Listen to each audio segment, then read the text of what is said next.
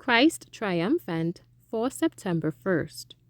The reading is entitled, Christ Identifies with Our Sorrows.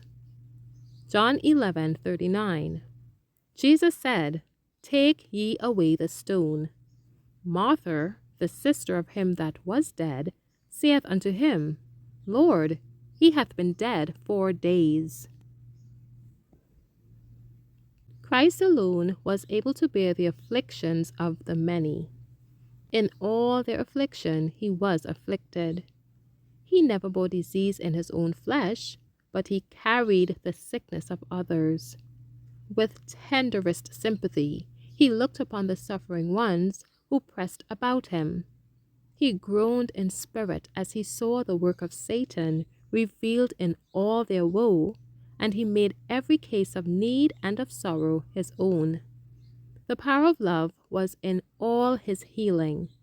He identified his interests with suffering humanity. Christ was health and strength in himself, and when sufferers were in his immediate presence, disease was always rebuked. It was for this that he did not go at once to Lazarus.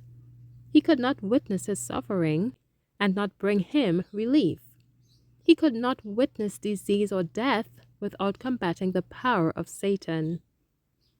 The death of Lazarus was permitted that through his resurrection, the last and crowning evidence might be given to the Jews that Jesus was the Son of God. And in all this conflict with the power of evil, there was ever before Christ the darkened shadow into which he himself must enter. Ever before him was the means by which he must pay the ransom for these souls.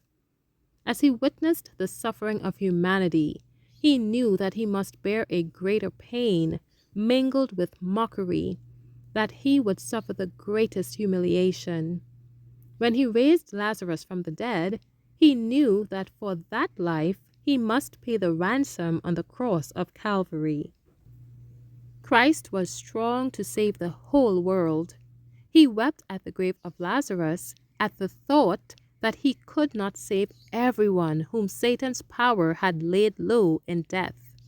From the light of his exalted purity, the world's Redeemer could see that the maladies from which the human family were suffering were brought upon them by transgression of the law of God.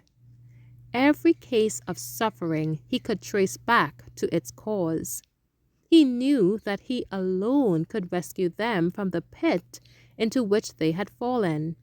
He alone could place their feet in the right path. His perfection alone could avail for their imperfection. He alone could cover their nakedness with his own spotless robe of righteousness. By actual experience, he knew nothing of sin. He stood before the world, the spotless Lamb of God.